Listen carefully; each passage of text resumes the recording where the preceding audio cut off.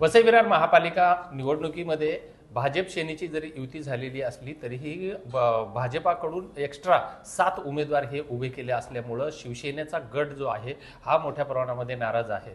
सध्या माझ्यासोबत या ठिकाणी बोईसरचे आमदार विलास तरे आहेत। सर, काय सांगणार एकंदरीत की एकीकडे महायुती पूर्णपणे पालिकेमध्ये आहे, मात्र शिवसेनेच्या उमेदवाराच्या समोर भाजपाच्या अनेक उमेदवारांनी फॉर्म भरलेले आहेत। महायुतीमध्ये असा फॉर्म्युला ठरवण्यात आला की 88 जागा ह्या भारतीय जनता पार्टीला आणि 27 जागा शिवसेनेला। शिवसेनेकडून 27 जागांसाठी जे बी फॉर्म सोडण्यात आले आणि भारतीय जनता पार्टीला असं सांगितलं की तुम्ही तुमच्या 88 उमेदवारांकडे त्यांनी द्यावेत, परंतु अंतिम टप्प्यामध्ये शिवसेनेचे जिथे उमेदवार आहेत तिथे भारतीय जनता पार्टीकडून एबी फॉर्म सोडण्यात आले आणि त्यांचे ते 7 अधिकृत उमेदवार करण्यात आले। का आपण असं का केलं की जर युती झाली होती, जागा वाटप झाला होता, तर भाजपाने हे मुद्दाम केलं का शिवसेनेचे कॅन्डिडेट पाडण्यासाठी?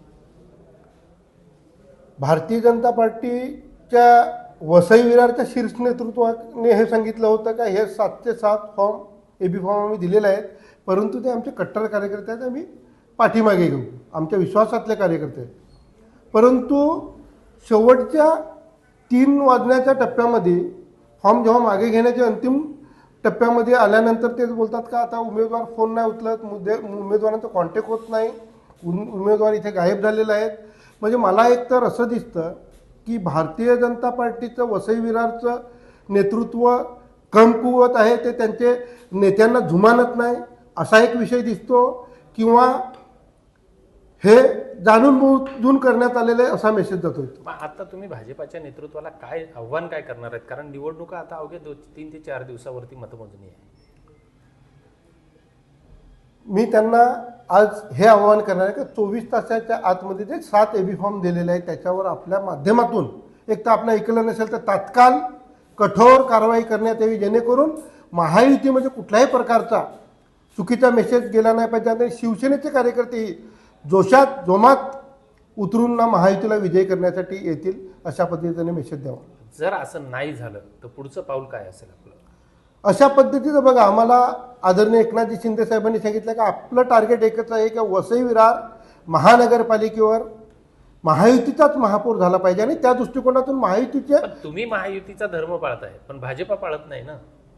त्यांच्याकडून हे राज्याच्या नेत्यांकडून ही गडबड झालेली नाही, हे वसई विरार महानगरपालिकेचे असलेले जे भारतीय जनता पार्टीचे काही कार्यकर्ते आहेत हे यांच्याकडून चुका झालेल्या आहेत।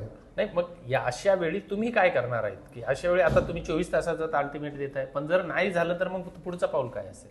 पुढचं पाऊल एकच का ज्या काही गोष्टी आहेत बघा, नाराज आहेत त्यांना आम्ही समजू शकत नाही, परंतु माझं पुन्हा एक तेच टार्गेट असणार की महायुतीचे जे उमेदवार आहेत अधिकृत का जे पॅनलमध्ये आहेत त्यांना निवडून आणून महानगरपालिकेवर महायुतीचा भगवा फडकवायचा। निश्चितच आता कुठेतरी महायुतीमधला नाराज जो आहे, नाराजी आता उफाळून बाहेर आलेली आहे।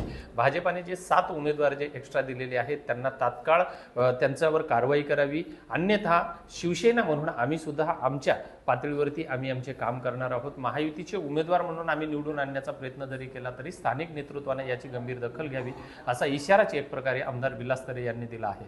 त्यामुळे ऐन महापालिका निवडणुकीच्या तोंडावरती या ठिकाणी भाजप आणि सेनेचा अंतर्गत नाराजी जी आहे ही आता आपल्याला समोर येताना दिसत आहे। याचा फटका नेमका कुणाला बसेल हे पाहणंही तेवढंच महत्त्वाचं आहे। विजय गायकवाड, TV9 मराठी, वसई विरार।